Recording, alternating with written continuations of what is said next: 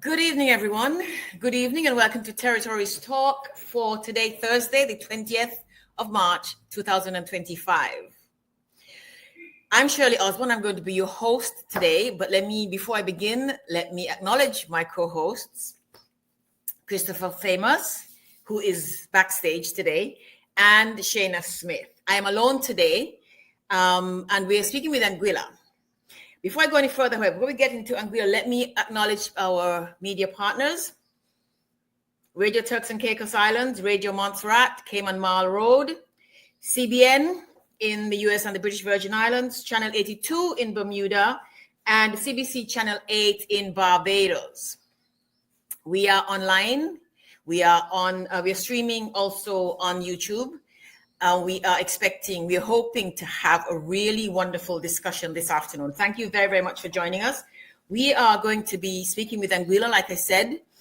Anguilla has sadly, we're having to call an historic moment because it's the first time that Anguilla has elected a woman to lead the government. We wish that it were the norm to have women in parliament, women leading countries. As a matter of fact, last week, the chair of CARICOM, Ms. Motley, Prime Minister Motley from Barbados, speaking in the House of Parliament in Barbados, said, I will stand with my brothers. I wish I could say, and my sisters, Caribbean leader colleagues. So we're going to talk about Anguilla. We're speaking today with Mrs. Josephine Gumbs-Connor, who is a political woman, and has been very instrumental in political activity in Anguilla.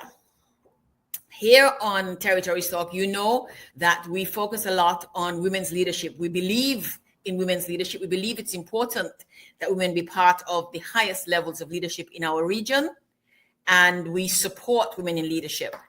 So let me first congratulate Premier Richardson Hodge on her election, and let me welcome from Anguilla, Mrs. Josephine Gumbs-Connor, who's going to be talking to us about where Anguilla is right now. Good afternoon, ma'am, and welcome. Good afternoon, Ms. Osborne, and thank you for the warm invitation.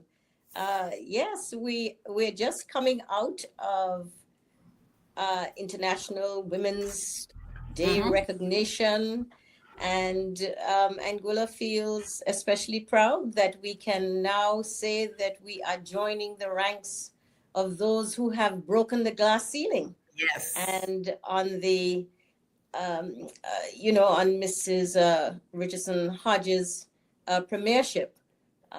Quite a remarkable period. It happened on quite a historic day itself that she would have been sworn in as premier, and a lot of checked boxes. Black History Month. It happened during Black History Month. It happened on the day that Anguilla actually was a day back in 1967 that kind of heralded Anguilla's angst in seeking to a move towards self-determination. And so we feel very proud all around. And we are very proud of you. I can tell you that. We are very proud of Anguilla for having moved this forward. Let me tell you, when I heard Prime Minister Motley say that the other day, I felt it, because I look at these they go to conferences and they take these photographs and their suits. And of course, we love our men, but we would love to see some women. They need some women's energy in there. So I'm really proud of Cora. I met her some years ago when I was speaker. And so I'm really proud of her, and I'm proud of Anguilla for having done this. So let me ask you first, however, let me talk about you first. Tell us about your involvement in politics. What politics means to you? So my involvement on politics, I would have to say, is more on this, believe it or not, on the sidelines. So I'm actually an attorney at law by profession. I've been called now to the bar. I think this year, 2025, is going to make 30 years at the bar. Congratulations. And yeah, so I'm getting up there. So I I would say that my interest in politics really kind of started more from a level of seeing, I would say, da- daughters and their fathers have a special bond. Mm-hmm. And my father has been, his life was in the ministry. He was a Methodist minister. He's now retired, he's now Mm-hmm. 99. Oh. But he was one of those persons who was a groundbreaker. And the Methodist Church, when he would have started in the ministry, was really under the Church of England, Mm-hmm. that very broad umbrella. And so he was one of 7 ministers, Methodist ministers, young black Methodist ministers in the Caribbean, who decided to break away from the umbrella of the Methodist Church in England, and was created with its own constitution, the Methodist Church of the Caribbean and the Americas. So I would say he was one of those persons who had a very, very strong positioning on Mm-hmm. what independence and what Black excellence and what the advancement of Caribbean people was all alike. So growing up, I think he kind of earned the respect for the fact that he was prepared to stand up for people. His Mm-hmm. platform was the pulpit. And he, all around, in so many of the islands that he would have worked, he was always about feeling the need to speak truth to power, where particularly people were either disenfranchised or, as that he would tell you, the church is about the people, Mm-hmm. and we have a duty to ensure to the health, the growth of its people. And so it's from that window that my childhood would have been crafted. So when I came out of school, I always say the reason that I went into law was because I had once been watching a movie and saw, I think it was back, a South African movie, and the level of injustice. And I was just moved. At 15 years old, I could remember distinctly, and I was in sixth Mm-hmm. form at that time. And so I decided that was my path. And coming out of school and settling into the learning of the practice of law, it wasn't long after, literally 1 year after, that I had been introduced and fostered a relationship with now the late Hubert Hughes, Mm-hmm. who was Anguilla's chief minister for some time, and also in opposition, and began to understand a bit about what politics was all about. He would have taken some blows and heat from taking me on his one of the as the youngest person on the team back in 1996 to the UK. And you would be familiar as Speaker, Miss Osborne, with those yearly trips that Yes, yes, yes. the yearly treks that our overseas Caribbean territory leaders have to make to the good UK to Yep. explain themselves and to, I suppose, one would even say, receive instructions. So at at a very tender, year within my practice, I was accompanying him, and so I was given that very early window of understanding this dynamic between the British and Anguilla, and some turbulent periods. You would remember Mm-hmm. back in the 90s, things like the Rifkin letter, in which Mm-hmm. they were seeking, well, in Anguilla's case, seeking more, a greater level of power constitutionally. And so I was right there in the mix and in trying to understand how you approach these matters, always with a view to how you're going to be advancing your people. Mm-hmm. So it started from then, and I would say that I have always kind of, never being in politics as a Mm-hmm. politician, but always being very, very mindful that I see it as an advocate, really, how I can assist my people to be able to continue what I always say is a struggle. It's a struggle. It's It these is. things are not about battles, the one off here or there. It's really the continuous march. And it is hoping that we are marching towards an end goal. So Yes. that really has been, my background. And in 2015, I actually served formally as the independent advisor to the chief minister at that time, Chief Minister Hughes again. And so, it gave me even greater access to understanding this very dynamic relationship between the British, between us, and also ensuring in my hobby time as being a talk show host in Anguilla for several years with Class FM Studio, Mhm. how you engage with your people, how you break down the tough subjects in digestible bits that they can understand. Because when Yes. your people are with you in understanding what the issues are, we're so much further ahead. Absolutely. It makes everything that much easier. And that's one of the concerns. And obviously, when we talk about women in politics, women in leadership, that's something that always comes up. Women are much more communicative, and are much more open to dialogue and discussion and informing people, letting people know. Um, so I want to ask you, on both sides, I find politics absolutely fascinating. My father's a politician, I and know. I same as you. I watch him. My mother's a Fathers and teacher. daughters, fathers and I daughters. tell you, it's one of those things, man.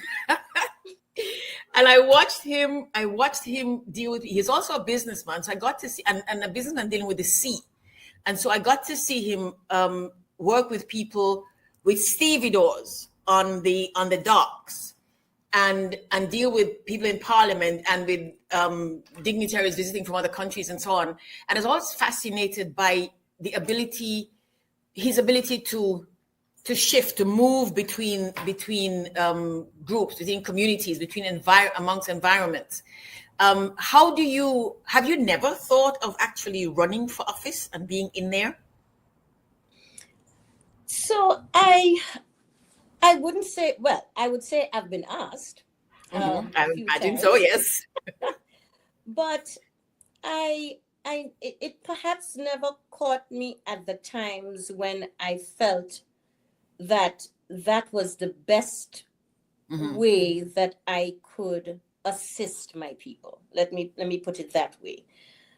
I believe that I value my independence a lot as a person.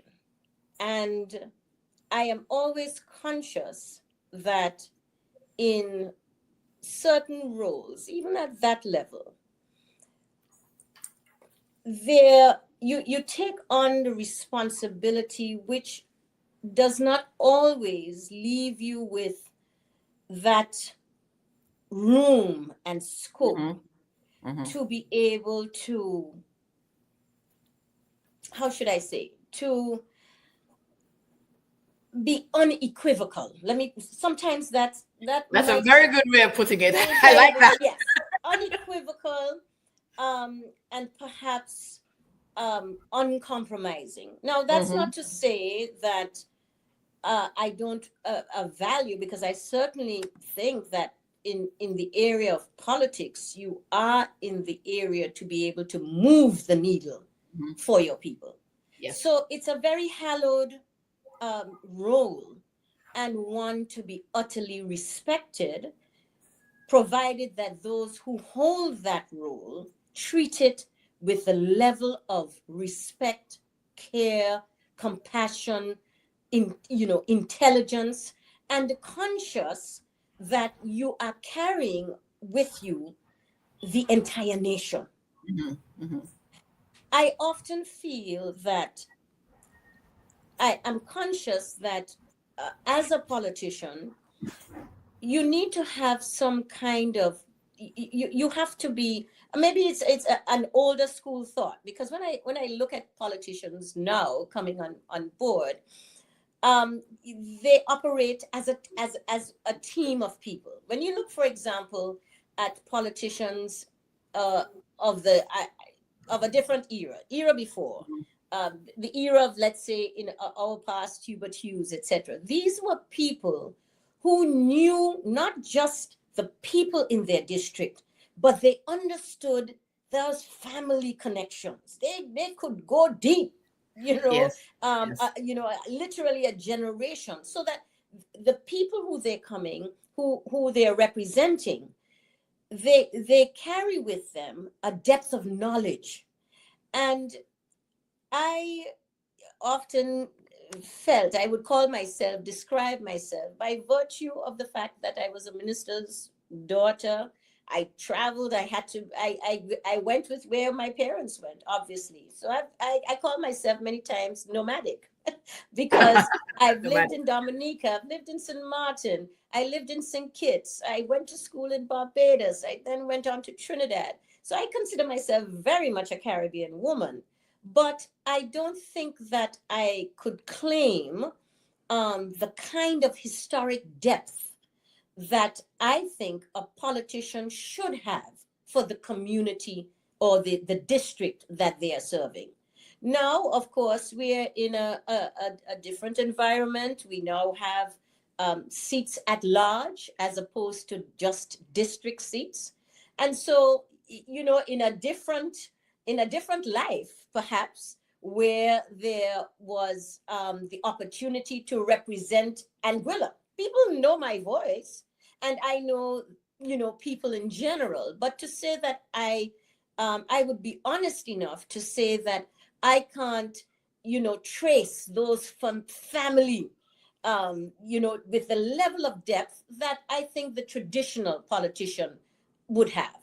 And so I always respected that district representative was a specific, if you took on that work honestly, then you had to be so deeply interwoven within that district that you could feel comfortable. And I would say personally that I am honest enough to understand that I did not have that kind of historic depth in terms of the representation of a district. So yeah.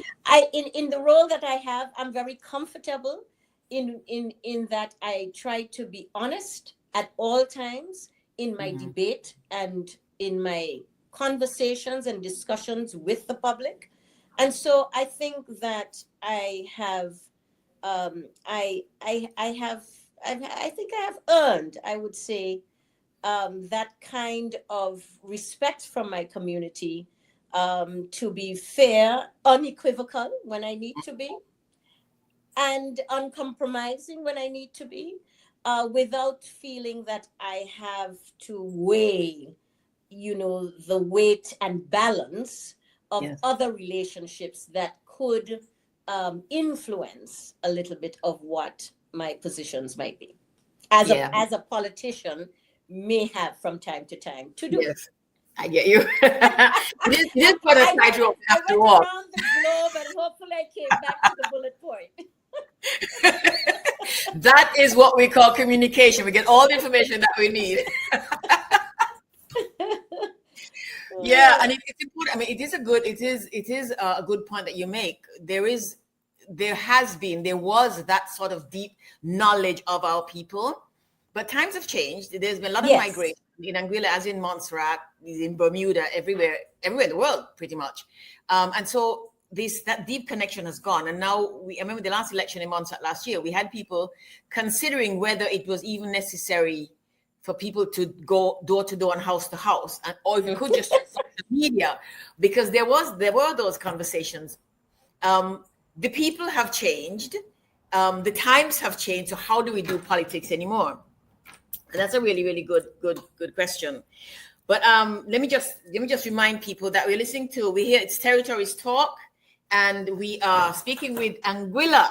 Mrs. Josephine Gumbs-Connor. We're talking about politics and what's new in Anguilla. But before we get to what I really want to get to, let me ask you about Anguilla's development, because Anguilla is on a roll. But some years ago, Anguilla was on a roll, and then stuff happened. I remember there's a time when the building stopped, the construction stopped, and so on. But you've picked up, and you're moving ahead. Tell us a little bit about that, because in Montserrat, for example, we're talking about your new arena, your amphitheater, your new entertainment area. We are talking about your new marina, because we want a marina in Montserrat so badly, and you are you're beginning to do that. So tell us about Anguilla. Tell me how you feel about Anguilla's development direction right now. So I would say that Anguilla saw some interesting dynamics. There was a time that we obviously had some major challenges. I think it's fair to say that if we look, for example, of the period 2017 to where we are now, we always, all of our islands, I'm sure, record as a marker Hurricane Irma. That put a hurting on anyone in the best of times. And where we were then with Hurricane Irma and the level of devastation really kind of put us in a bind. A lot of infrastructure, which was itself somewhat aged. There were some brutal blows that required, demolition, so to speak. There has always been the issue of access in Anguilla with respect to our airport, a shortened runway, some basic infrastructures or health in relation to the infrastructure there, the access to medical services, also a challenge. And while our tourism industry has, for the most part, kept us buoyant, there was always the fact that there wasn't that sufficient flow of income to be able to, on our own, be able to handle a lot of the infrastructural needs that we had. So in some ways, I would imagine Hurricane Irma was a bit of a boon, but in relation to funds that we were able to receive from the UK. But then we get hit with the second doozy of COVID. Anguilla took a very strong position. Who was out, who was in, was in. Mm-hmm. And it was a measure to try, I would imagine, to mitigate our circumstances. Again, when you look at what the context of our hospital services, were, anything could easily create a situation of distress. So, of course, we took a heavy hit with COVID. And just after COVID would have been elections, and with a new government being installed. Their mandate and their campaign was about the need for progress. But one of the things that they spoke of quite stridently on was the fact that a proposed tax called the Goods and Services Tax, yes, was one that they heavily advocated would have been devastating to small business and essentially to the lives of Anguillians, because what it was doing was going to be adding 13% on goods and services. So that was their campaign. Of course, people in the current distress of trying to raise their heads above water of COVID latched onto that campaign message and resoundingly ushered in that Anguilla Progress APM movement into office.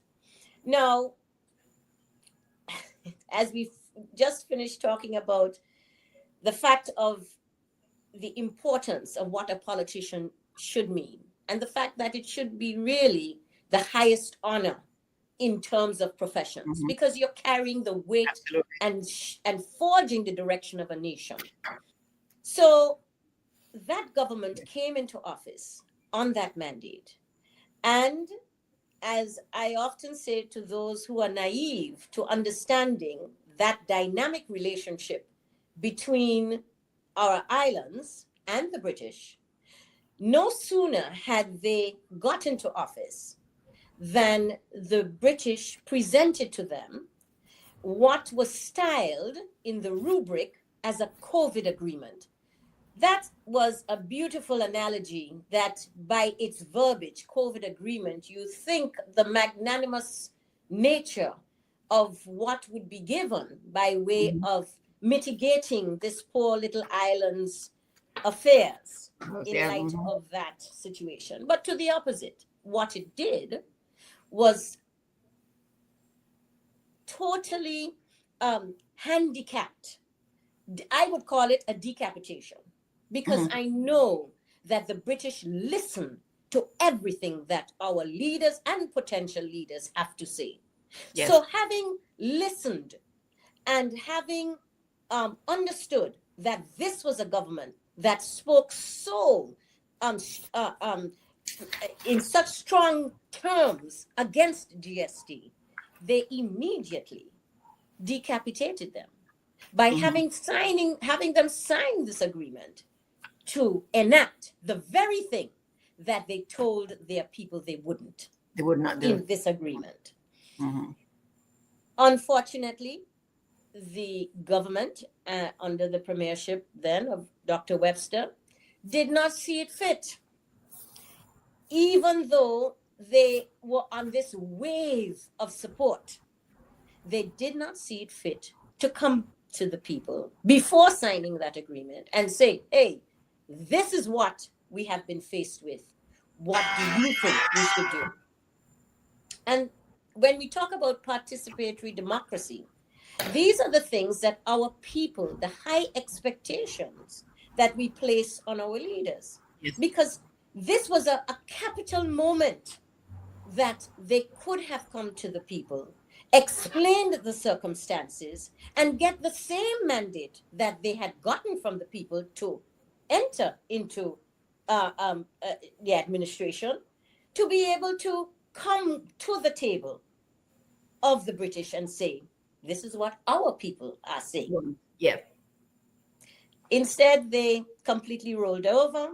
They signed the agreement. And of course, the British, in their true style, sought to sweeten the pot by, I suppose, giving them far more leverage to accomplish more projects than perhaps have been done in over decades.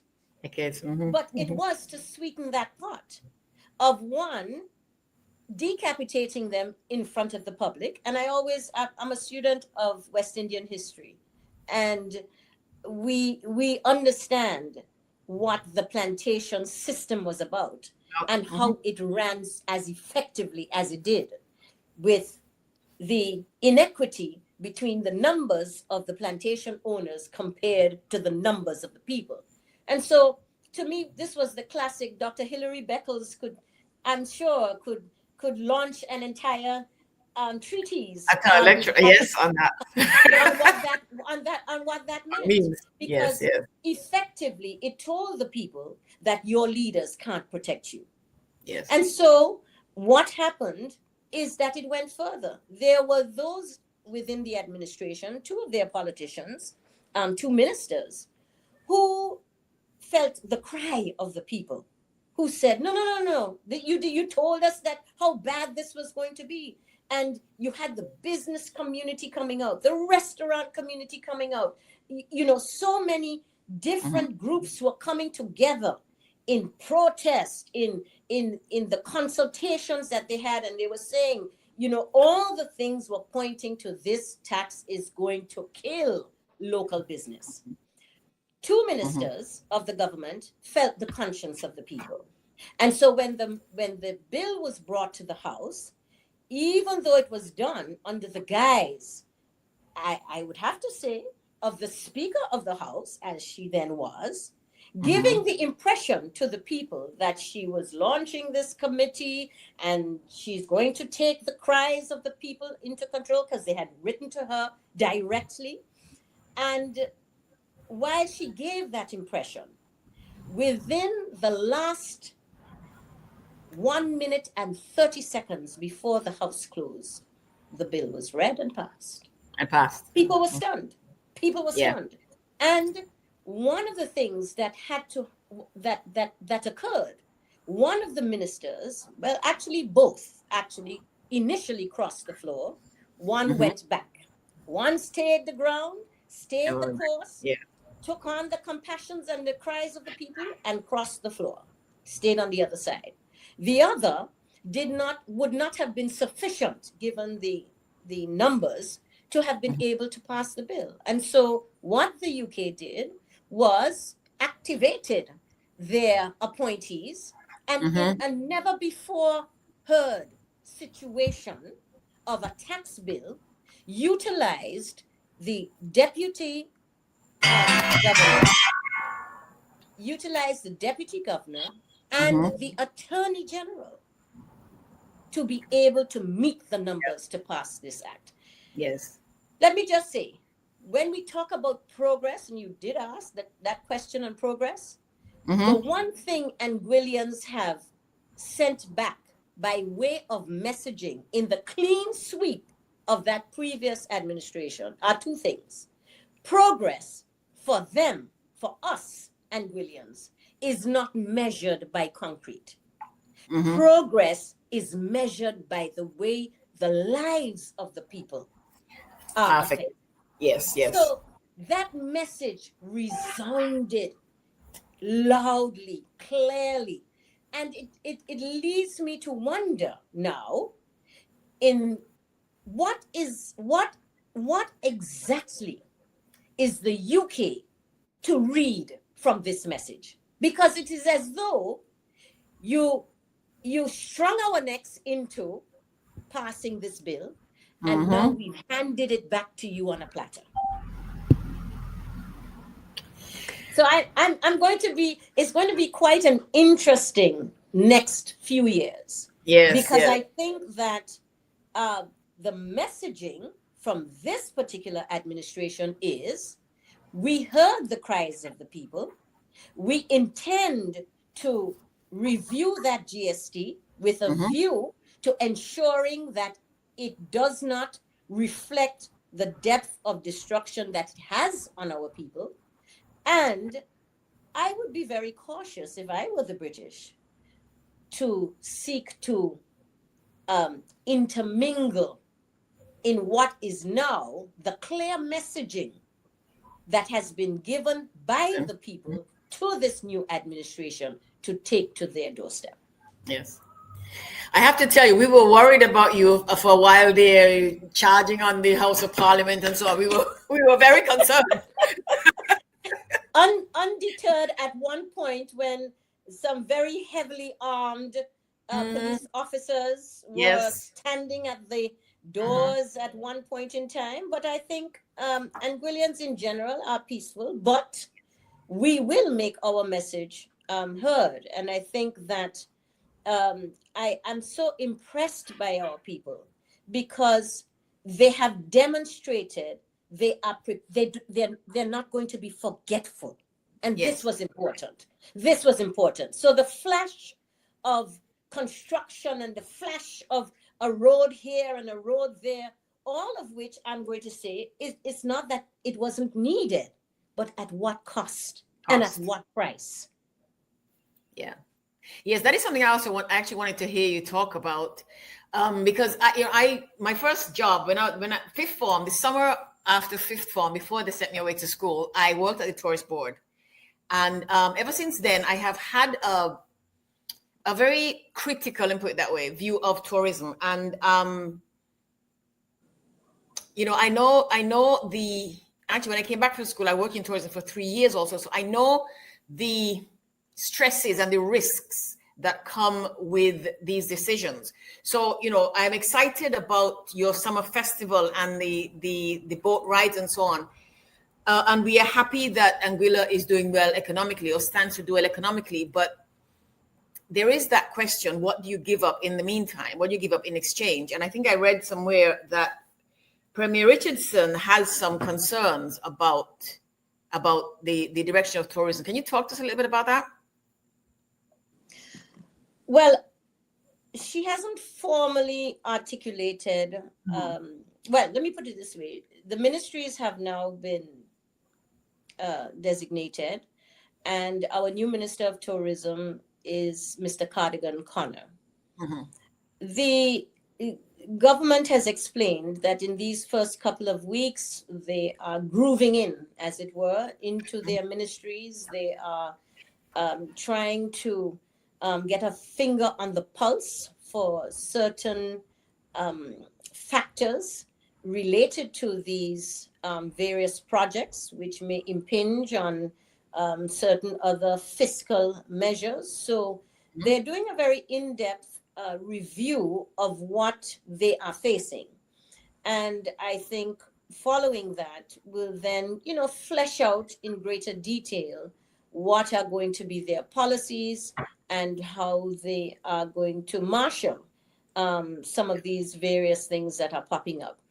As with anything, when it comes to tourism, a lot of tourism uh, tends to be funded, as it were, by investors who Mhm. are coming into the island with a view of developing, um, of course, with a profit in mind. Of course. And a lot of this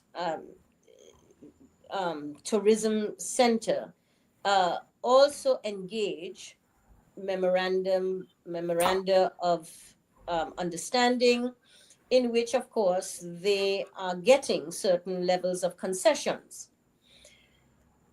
There always has to be a balance. Mhm. And I think that Premier Hodge is going to be looking at whether the investors who are currently in Anguilla were operating with that balance being the threshold, the proper Yeah. threshold. As always, and I don't know what's the status in other islands, but I do know that there is always still a little bit a question, and certainly in the mind of Anguilla, whether our people are in the top managerial positions that Yeah. in which we can culturally really claim our island, insofar as tourism is concerned, as being our island. And Anguilla is still struggling, I would say, to keep a pace with us as Anguillians being at the very top. Mhm. There used to be a time when there would, I think, have been at least two local general managers who were actually the general Yes. of our two of our big hotels. Now we have the injection through some of the hotels of a more corporate style, so that even if your persons are there, they are either under different titles, or even if they are managers, there's still a manager who's above them, sometimes not even on island, but off island. And so I think coming in on a mandate, as this new administration has, of people first, I think Premier Hodge is going to be carefully reviewing, and her team carefully reviewing, to ensure that if our people are indeed represented at the top, that it is a genuine representation. Sensation. Yes. And I think that that has to be examined, because when you listen sometimes to the lower rungs within the industry, there's a lot of at the moment, we may cut a good image in terms of you know the different accolades that we receive, etc. But the question ultimately has to be, are your people who are in this service industry feeling that their work is respected, that the Yes. environments are one in which they can feel that there's growth Yeah. based on merit, that they are, they are players in their truest forms. Yes. And you always have to strike that balance, because in tourism we are really serving people.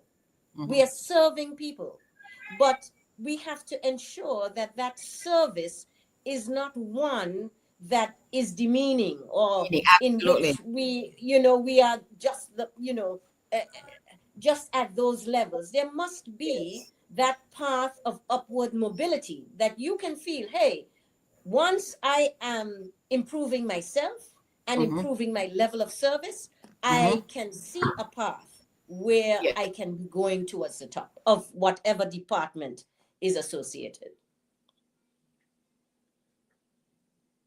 Sorry, you're muted, Miss Osborne. You're muted. Sorry. Yes. Yeah, I think it's really important this, because there is that slide that can happen really, really quickly. We are serving people, but we are not servants. And we're dealing in the Caribbean with people who live in countries where the relationships are not so good. Let me put it that way. To put it better, the relationships seem to be sliding downwards, because and really fast in our market, North America is Anguilla's primary market. Yes, so, yes. It's troublesome. I mean, and you travel to the Caribbean, so you've been to, for example, the airport in Antigua, and heard people complain, and you see stuff happen. You've been to Barbados, it's a really difficult line. It's a really delicate line that needs to be handled well, so that, in fact, we don't slide down. I look at Montserrat trying to rebuild, and I'm having those concerns. How much do we need to give away?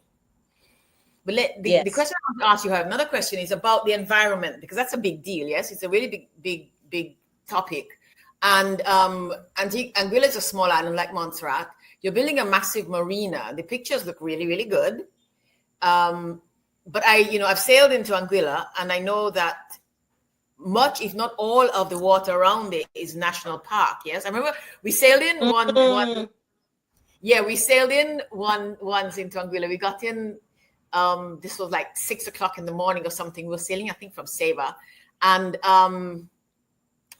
we had rods out there. We weren't trawling because we knew you weren't supposed to, right? So we had the rods were stuck in the holders at the back, though, and the police had us stopped us. I said, we're not fishing. They just, they said, no, put them away. So remove the temptation entirely, and then explain to us that yes, pretty much all of it is national park. What is the plan for that, with the big super yacht marina coming on stream? How do you intend to manage that? So I must say that I am yet to really fully understand the depth of what exactly are the permissions granted for the marina. Yes. So yes, I know that there is a talk of the marina. Yes, I know there is even the full impression that it is progressing, but I haven't seen it as yet, and I would be interested to understand what will be the approach of this particular administration to the marina. I would say this.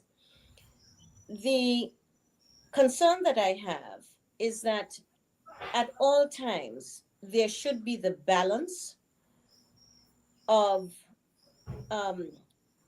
the concept of environmental thresholds and sustainability. And sometimes I get a bit concerned about whether this balance is truly being struck. So while I see it when I look at certain legislation still pending, it's there in the mix, it's drafted, and it gives you a cause for concern. Because, for example, there's one piece of legislation not brought by this administration, but it's drafted at one point during the previous administration. It looked like it was going to raise its head, but it was one, for example, in which it was saying that 150 feet from the high water mark inland and up to 1,000 feet seaward was going to be declared to be a coastal zone. And in this coastal zone, you are permitted to do nothing without a license by the government, or not really by the government, but certain boards within the scheme of the legislation. So you look at something like that, and with a history that we have had of our access to our beaches, of our access to fishing, what we would say on our sea rocks, with our access to enjoying and utilizing our sea. What exactly is the message that you would be sending by legislation like that? And so this is the kind of thing that affects the small man. Yes, and absolutely. Then you have, a marina right in the middle of it. They get the waivers, as it were, to operate and do whatever they want. Yeah. So how do you balance? And what becomes sustainable? So these for me are the questions. I know that it causes, for example, the marina causes, you have that balance between, traditional guests who say, this is exactly going the route of what we're trying to stay away from, which is why we come to Anguilla. And then you have those in Anguilla, sometimes perhaps the younger demographic, that's saying, hey, we need more opportunities. If we're going to stay in Anguilla, we need more opportunities to be able to carve a living. And so it's a dynamic. Yeah. But to me, it should always be viewed with the eyes of ensuring that you're striking the balance. The small man is not paying and being penalized for the excesses of the rich and those that are more privileged. So I think that we always have to strike that balance and make sure that what we say our product is, that it fits within that domain. I know, yes, you want to go the luxury route, and but the people who have luxury are sometimes the most fickle, because they know they can go anywhere at any moment. Any moment. So we have to make sure that our product remains true to purpose, true to self, and to ensure that our culture, and I think this is where hopefully this administration is going to ensure that Anguilla's culture is not being devalued, but instead we are making sure that it's amplified and it's flourishing, and that it really is Anguillian. So that just like when you dock into Jamaica, you're very clear that this is man, Jamaica. Then likewise, we want that, when you come to Anguilla, you have to say, ooh, Anguilla nice. So yes, we hope it stays that way. It's really important. It's really important. And they always talk about the environment, and the environment is not just, for me, it's not just the quote unquote natural environment, the people, how the people live and how the people feel about it. So we're going to come to, we have a few minutes. I think we're about 15 minutes out, 11 minutes. So we kind of have to move a little bit fast. So let me just get to the point. Folks, You're listening to Territories Talk, and we are speaking with Mrs. Josephine Gumbs-Connor from Anguilla. We're talking about Anguilla. And so let's talk about politics of Madam Premier. They voted her in, so obviously they want her. How did Anguilla get to this? I mean, not, and I don't mean the bad way. I mean, this is something that we've all aspired to. Women have been working for decades to get inserted into office like this. And Mrs. Hodge did it. What happened over the last few months or years, perhaps, do you think that, and I'm assuming here that Anguillans are like the others of us who love women, we love women's work, and yet we are always reluctant to put them into positions of power. How did that switch for Anguilla? Can you pinpoint a time when it switched? or I an would say event? that I would have to say that that's a credit to her party. So within her party ranks, uh, she would have succeeded Mr. Victor Banks, who was one of the flag bearers in Yes. the Anguilla United Front. And when he was seeking to take retirement, whatever their party protocols were, she was able to rise to the top. And Yes. so I would say she stuck it. She stuck in there.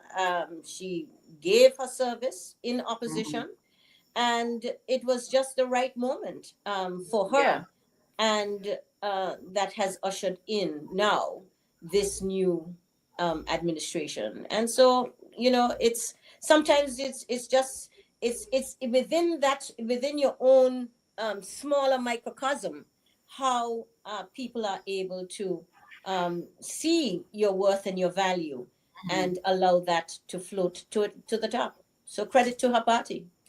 Credit to her party. Absolutely. Absolutely. I'm excited about this. Um, how did women vote? How did women work with her during the campaign? Because the traditionally women do the groundwork in our Caribbean campaigns. Yes. Um, did she have a solid group of women working separately? Working? How did tell me how this happened? We're curious. Well,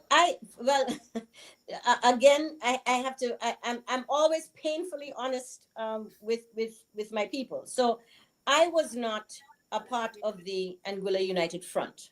Hmm. I would have followed the Anguilla United movement, which was then under the chairmanship of the Honorable Hubert Hughes. Yes. When the party switched to the composition under Dr. Webster, I had tendered my resignation. I did not, I took a different. I stood back from that. So Yeah. I can't claim to be a part of the fabric of I know. Yes. understanding what exactly was the team. I do know the Anguilla United Front is a very, it's there are two former chief ministers who are still alive Mhm. Mhm. within their ranks. So Yeah. there's a lot of history there. But I think that the combination of Mrs. Richardson Hodge, and also her, also within their party, who is now a minister, Mrs. Shirley Webster. Hmm. Also is another indomitable force. And I Yes. think that they captured the essence and the energy of women by the fact that they are both feet solid on the ground. Ground. And Mhm. I think that they just have that level of rapport with the people that demonstrates not just strength, which the male factor will tend to look at, Yes. but Yes. also from the women in the community, to see that they have that level of articulation, strength, taking positions, and Mhm. rallying shoulder to shoulder when necessary with their male colleagues. And that has happened in the House a few times. Yes. I think people had a level of comfort that she is that person who can stem the tide. And that, at the end of the day, is the balance between grace and beauty and force. There you go. And women very The tri the good. trifecta. The Yes, trifecta. absolutely. Yes, it is so good. It's so good talking to you about this, Josephine. Like I said, we are watching here because we are. I mean, the BVI last election, there were so many women running for office. In Montserrat in October, like in the elections last year, there were almost 50%, like 48% of the candidates were women. Um, but none of them was leading. None of us was Mhm. leading, and we want to get there. So we are looking to Anguilla. We're wishing Anguilla well, and wishing you. And now, can you just, as we winding down now, tell me from a very let me put it, a historical level, put it this way, because Anguilla has been through the difficulties, you know, separating themselves from St. Kitts Nevis. You're having challenges with our administering power. like we are. Always challenges. Always challenging. They just seem to multiply. They just seem, here ones that we say, we use, I guess it's an American term. They keep moving the goalpost. Every time you think you have an agreement, then something changes. And, we've had this going over and over and over again. And one of the things that has concerned me, and I know, here on Territories Talk, Chris and Shane and so on feel the same way, the willingness to step past ourselves, on a better term, and begin to work together. I mean, on this program, we have talked with politicians and former politicians, current and former politicians, about the need to work together. And yet, and it's always attractive. It's always an attractive idea, but somehow it's not worked on. Me, I jump to, there's a woman in the room now, so perhaps we'll get more of that. I'm hoping that we do. However, I know what the challenges are. So I just want to know, how do you feel about the possibilities of an improved kind of dialogue amongst ourselves and between us and quote unquote them? And go ahead. I think that if the approach that was being adopted as between the territories was, if we take care of the least of us, then we will easily move to ensuring that the whole is taken care of. Then I think that would yield to a better scenario. Oftentimes I found, and this is of course from the window, traveling, seeing the meetings, seeing the discourse between the islands, etc., there's always the feeling sometimes that there's some of the overseas territories who are in a better position. We won't call names, but no, we won't. there are those that have a little bit more favor, whose economies are perhaps a little bit more balanced, who our rich cousins, our richer cousins. Exactly, the better cousins. So often when we are expressing challenges, there isn't the level of gravitas from them that is as strident as us who are feeling the weight. Yes. And so I think that if we got to a point where if Anguilla is having a challenge, I am just at the doorstep with you, holding your hand and being as strong in the room as you are, because you, my sister, are affected. Then I think that yields to a kind of a glue that then allows, when we come into the rooms with the administering power, to be standing as one unit. That often, literally, that historical of divide and rule, it plays itself out, because automatically when you feel, well, I'll just be mildly sympathetic because I'm not walking your shoes, and maybe if your approach were different, you'd have a different result. No, if you came on with the same level of vigor that you see a territory who is under the weight of any particular circumstance, first of all, get into understanding what they're feeling. Yes. Because you can't advocate and stand with me unless you understand deeply what exactly I am going through. So there should be those discussions that are happening, not in the monumental, let's have this once a year big. No, you hear that BVI is having an issue. Where is that weekend meeting that says, hey, let's have this roundtable talk? BVI send us the notes of what's going on so that we understand exactly what you're going through. Yes. So that when you are advocating, we're right there because we understand and we are prepared to feel what you feel. Yeah. So to me, unless we are doing that at the level of the territories, where we are having that intimate conversation and we are prepared to stand as a unit together, it means that when we go before the administrative power, there is no divide and rule. It's you and it's us. Let's have the conversation. So hopefully, you never know. Mrs. Richardson Hodge is now a new person in the room. She has with her Mrs. Shirley Webster Rogers. Shirley Webster another indomitable force, Rogers Webster. There she is, yes. Thank you, madam. Another indomitable force in the room. And so perhaps when they start to liaise with their colleagues in the territories, they may be able to engender this sort of, hey, let's have a glue between us. Because when we have that together, we become one unit when we start to advocate with the administering power. Wonderful. That's a perfect place to get. Thank you so very much, Josephine. Thank you so much. This has been, it has been a pleasure. And the pleasure is entirely mutual, Ms. Osborne. Such a pleasure to be able to talk to you. And should I say, I look forward to a discussion between you as a former speaker, because we also have a lady. I mean, Anguilla's we're just coming by force. You're just my big man, yes. We now have a new Speaker of the House. Another, her name is Ms. Tara Carter. She comes also with a legal background. And I encourage you to listen to her opening foray, as it were, her opening speech to the House. I mean, she set the bar high. She was meticulous and articulate about what her expectations are. And I think it would be a perfect segue between you both.